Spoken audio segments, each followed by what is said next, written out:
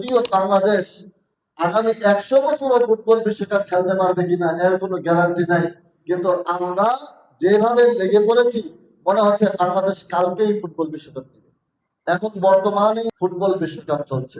এই ফুটবল বিশ্বকাপ আমরা দেখি আর না দেখি, আমরা সাপোর্ট করি আর না করি, বর্তমান সমাজ বিশ্বে আমরা এমন ভাবে মিশে গিয়েছি, আমরা এটা থেকে বেরো হতে পারি না, আবার এটাতে পরিপূর্ণ প্রবেশ করতে পারি না। ঠিক না বেঠিক? আমাদের অনেকের অনেক সাপোর্টের দল আছে যে যাকে আমরা অনেক ভালোবাসি, ওই দলকে আমরা অনেক সাপোর্ট করি, ওই দলের জার্সি আমাদের গায়ে লাগাই, ওই দলের পতাকা আমাদের বাড়ির সামনে, বাড়ির উঠানে, বাড়ির ছাদে আমরা টাঙাই, ওই দলের খেলা 4টা বাজে শুরু হওয়ার আগে 3টা বাজে থেকে বসে থাকি। এই করে আমরা অনেক ধরনের ভাবে, আমরা যদিও বাংলাদেশ আগামী 100 বছরও ফুটবল বিশ্বকাপ খেলতে পারবে কিনা এর কোনো গ্যারান্টি নাই, কিন্তু আমরা যেভাবে লেগে পড়েছি মনে হচ্ছে বাংলাদেশ কালকেই ফুটবল বিশ্বকাপ দিবে। যাই হোক, আমরা এক একজন এক এক দল করি। হালাল হারামের দিকে আমি যাব না, এটা নিয়ে অনেক কথা আছে হালাল হারামের দিকে, আমি সেটার দিকে যাব না। কিন্তু ভাইরা আমার, এই খেলা আগামী 1 মাস পর শেষ হয়ে যাবে, কিন্তু যেই ভাই আমার সহকর্মী, আমার যে প্রতিবেশী, সে কি প্রতিবেশী 1 মাস পরে চেঞ্জ হয়ে যাবে? আমার বন্ধু কি চেঞ্জ হয়ে যাবে? তাহলে যেই খেলা 1 মাস পরে শেষ হয়ে যাবে এবং যেই খেলার সাথে আমার কোনো সম্পর্ক নাই, আমার দেশের কোনো সম্পর্ক নাই, ওই খেলাকে কেন্দ্র করে কোনো ভাই, কোনো প্রতিবেশী, কোনো বন্ধু কাউকে কি মনে কষ্ট দেওয়া যাবে? আমরা যখনই খেলা শুরু হয়, যে দল তাকে সাপোর্ট করে, বিপক্ষ দলের ভাইদেরকে, বিপক্ষ দলের কোন বন্ধুদেরকে আমরা এমন ভাবে আক্রমণ করি, মাঝে মাঝে খবরের নিউজ আসে যে আক্রমণ করতে করতে হত্যা পর্যন্ত চলে যায়। নাউজুবিল্লাহ বলে না? আরো জোরে বলো না নাউজুবিল্লাহ। আল্লাহ তাআলা পবিত্র কোরআনে বলছেন, ওয়াইলুল লিকুল্লি হুমাযাতিল লুমাযা। হুমাযা কাকে বলে?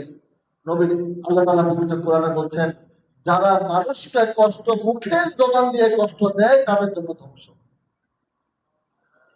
নাউজুবিল্লাহ বলেন না? তাহলে আমরা কি এই বিধর্মীদের খেলার জন্য, অথবা যেই দেশ আমার দেশ না, যেই খেলার সাথে আমার কোনো সম্পর্ক নাই, ওই খেলার জন্য আল্লাহর পক্ষ থেকে ধ্বংস কামনা করতে পারি? নবী সাল্লাল্লাহু আলাইহি ওয়াসাল্লাম এর পবিত্র হাদিস বুখারী এবং মুসলিম 2 হাদিসের কিতাবে এসেছে, মুত্তাফাকুন আলাইহি।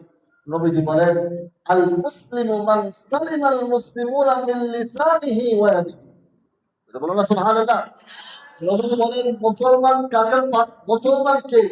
নবীজি বলেন, আল মুসলিমু মান সালিমাল মুসলিমুনা মিন লিসানিহি ওয়া ইয়াদিহি। মুসলমান হচ্ছে যার জবান এবং যার হাত থেকে আরেকটা মুসলমান নিরাপদ। তাহলে আমার সামনে যিনি আছেন উনি এক মুসলমান ভাই, কিন্তু তাকে আমি জবান দিয়ে এমন কষ্ট দিলাম, এমন ছোট করলাম, অথবা জবান থেকে বের হয়ে অনেকে হাতাহাতি পর্যন্ত চলে যায়, মারামারি পর্যন্ত চলে যায়, সেখান থেকে হত্যা পর্যন্ত চলে যায়। তাহলে যে খেলার সাথে আমাদের কোনো সম্পর্ক নাই, যে খেলা আমাকে উপকার বয়ে আনতে পারবে না, বরং যে খেলা আমাকে অপকারের দিকে নিয়ে যায়, ওই খেলার জন্য আরেক মুসলমান ভাইকে মুখে, জবানে, হাতে কোনোভাবে কষ্ট দেওয়া যাবে? কোনোভাবে কষ্ট দেওয়া যাবে? এই বিষয়ে আমরা খেয়াল রাখবো। খেলা আছে, চলবে, আবার শেষ হয়ে যাবে, কিন্তু আমার যে ভাই, ওই ভাইয়ের সাথে সম্পর্ক থাকবে, যে বন্ধু, ওই বন্ধুর সাথে সম্পর্ক থাকবে, যে প্রতিবেশী, ওই প্রতিবেশী চেঞ্জ হবে না। কিন্তু আমার এই খেলার জন্য যদি সম্পর্ক নষ্ট হয়ে যায়, তাহলে এর জবাব কে দিবে? সুতরাং আল্লাহ তাআলা আগেই বলে দিয়েছেন, হুমাযা থেকে তোমরা সাবধান, মানুষকে মুখে কষ্ট দেওয়া থেকে সাবধান। আর আমরা জানি তলোয়ারের আঘাতের চেয়ে জবানের আঘাত বেশি।